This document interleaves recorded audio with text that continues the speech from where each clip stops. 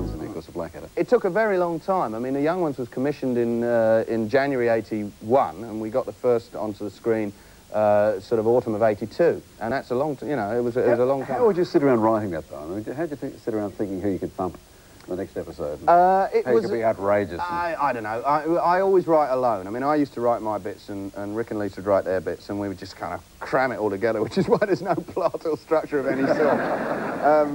We were just lucky. I mean, we were so favoured to be able to be young and exuberant and be paid for it. I mean, I always said The Young Ones was the greatest treat of all, because the best comedy is private comedy. Everyone in this hall knows something that you had to be there, you know? Like, it's so much funnier than telling a joke in a pub, to have something that really spontaneously happens between groups of friends. They have little characters, little voices, you know, and you have to be there. Well, in a way, The Young Ones was our private jokes actually writ large and put onto the screen, so we were able to just have a great laugh and a great time and be paid for it. I've been waiting here half an hour. Half a bloody hour, Neil. Being hungry, waiting for my tea and listening to that bogey bum. Oh, and that's my fault, is it? Oh, yeah, it's always my fault. Why didn't you cook your own tea, Vivian? Because I do not cook the tea, Neil. You do. That's what we agreed when we first came. You do the cooking, I'll look after the plants and the goldfish. Yeah. And what did you make me cook on that first day? Sausages. It was a Tuesday. Yeah. Sausages and... Sausages and plants and goldfish.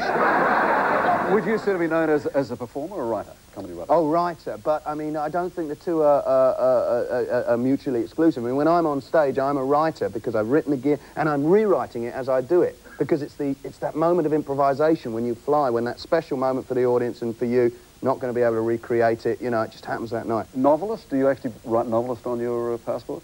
Number 3. I just write gorgeous on my passport. Just gorgeous. Under physical descriptions and under profession, just being lovely.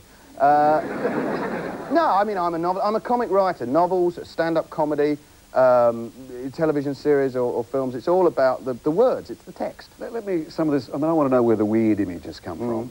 I don't know. Already, you say life's a joke, and actually I think you're right. In that book, I'm only going a tiny step further than what we see around us already. You go into a fast food outlet, you get a triple thick shake. You know, this is supposed to be a treat. You can't get it up, you get an industrial suction pump to get it out of the straw. There's people wandering around with bleeding ear holes because they've been sucking too hard. Everybody sucks together, the windows of the shop cave in, you know. I mean, this is... I mean, why are we falling for these... I mean, people... I have to say, I think the fast food industry is in bed with the booze industry. We're talking about booze here. Let's make a circular thing here. We'll link it back. Now, booze, I believe, because people will eat anything when they're drunk. You know, that's when you go home, there's nothing in the fridge, you know, and it's always the same, cornflakes with water, because there's nothing. And I think, you know, like, look at the fried chicken outlets. We won't name them, but, you know, they're empty in the day, but come 11 at night when everyone's reeling out the pubs, you know, like people, I could just do it with a ratty old crap wrapped up in gristle and deep fried, you know. I mean, they give you a party bucket, don't they? That's so you throw up, you see. It's very convenient. Eat the chicken, throw up in the bucket, you know? I mean, I don't think it's... you only have to look at where the future's going, you only have to look at today, you know? I mean, it's writ large in the high streets of the world, and they're getting similar. It's so sad. Come to Australia, and you see the same shops as you see in Britain, in America. Very, very sad. I mean, cultural imperialism, you know... Richard the Lionheart could not enter Jerusalem. Ronald McDonald just pranced in, you know? Napoleon, he couldn't hold Moscow, but Ronald's in there, no worries. It's extraordinary that people fight wars to protect their cultures and to celebrate their ways of life, and then we're all just going to give in, you know. What's about the British culture that produces... You talking to someone over there? You see me? Somebody more interesting than me? No, well, I saw some English people up here, and some others put their head up. Just waving, I see. All right, well, okay. So anyway, Ray, what was the question?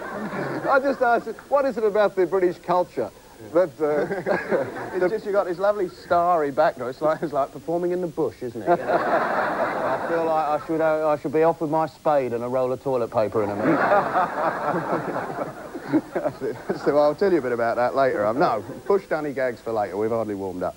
The Poms are... I don't know, would you... For instance, I used to do a routine about how if you're on a train, the one thing that unites us, I used to say, like whether you're left or whether you're right, you know, is if you're on a train, whatever you want both seats. You don't want anyone sitting next to you. I mean, you can, if you're queuing for the train outside the barrier and there's a queue of people, and, you know, the queue's like, you know, rumbling, the usual mantra, you know, how people in queues kind of, you know, that little background noise of he's pushing in, that bloke's pushing in, that bloke coming in. He's been saving a place for all those people, he's saving a place for about 5 people, he's pushing in, you know, and slowly the kind of anarchy begins to break out, and all us kind of uptight poms, you know, the Falkland spirit evaporates, and people begin to say, well, if he's pushing in, I'm going to push in, you know, and you start to... But beneath that, you can hear this kind of, everybody's got one thing on their mind, double seat. Double seat. I want to get a double seat.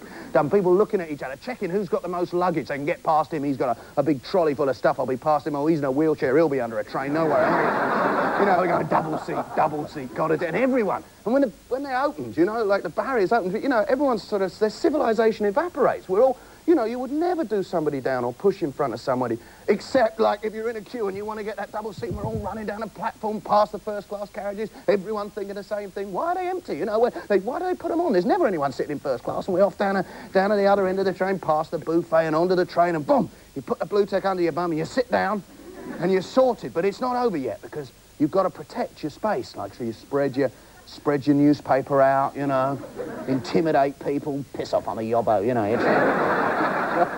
Like, you know, if you're a lad, you know, put the portion on the table, because, you know, no one, I mean, people will move a newspaper, they're not going to move your willy, are they? Now, be honest.